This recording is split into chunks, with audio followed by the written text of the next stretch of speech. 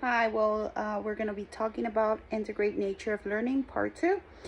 First question that we had, it was how are play spaces designed as environment for learning care routines? So in our case, I'm going to read it a little bit because I have some ideas that I don't want to skip. So it's a clear invitation to learn while they are playing.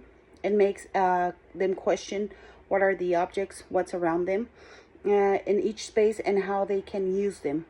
It helps develop their curiosity, and as I believe, they explore and be part of all the spaces that we have designed in the classroom. This obviously based on the curriculum that we're teaching at that time.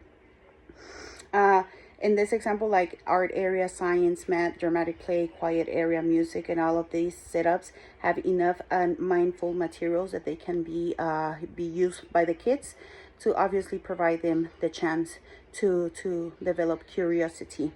Uh, and part of this is obviously uh, we follow what are the acres and stuff like that, but based on the exploration that we try to have, it's allow the kids, like if they want to build something in the block area, that maybe add extra materials that are not like necessary being there for any reason. We just put it because it develops, like I said, the curiosity in the kids. How the program designs to invite children active participations. Defining the areas, that's part of what we do. We define the areas. We try for us to have the areas very like marked, like this is the space for blocks, that's the space for math, science. For each of the children can pick like what activity they want to work on or develop any skills on those areas.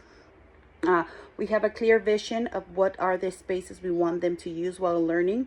We encourage them and make safe, attractive, and proactive spaces.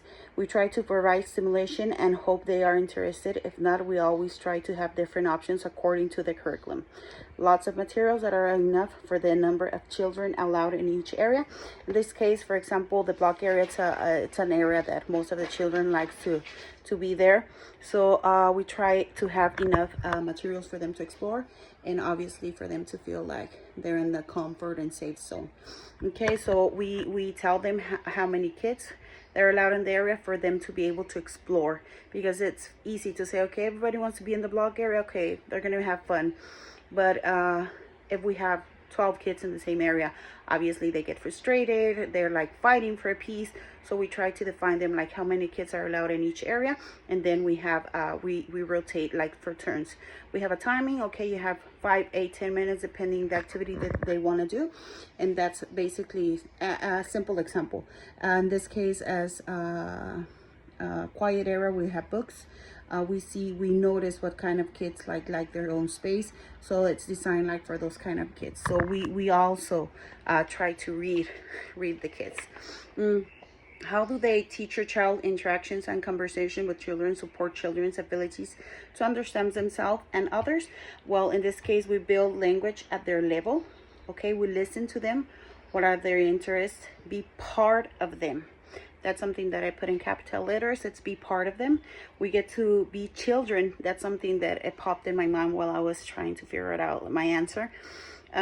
We are responsible of groups of kids, but also it's so fun and out of our minds sometimes, because we think we are just working as the teachers, as the adults in the class. But it's so fun to be part of the environment, because we get to be kids again.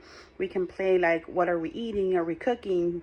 We just like taking care of babies, like we're even taking care of them. But it's so fun like to see that we can get to be a child again. So that's part of my answer, and I feel like sometimes we forget about that. So we get to be childs again with them while we're around them, but we have the fortune to be part of their learning process. So we can see like how our knowledge can help them, and how their knowledge can help us back, because we learn from kids as well. We validate their feelings and thoughts to help develop their emotional intelligence.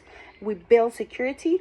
It's also an important fact that I wrote down, because for them to feel like they're being listened, we have to make them feel like they're secure with us. Like whatever thoughts they have, if they want to learn something that maybe they're like, no, I don't feel like I can do that, we are in charge of making them feel like they're part of it.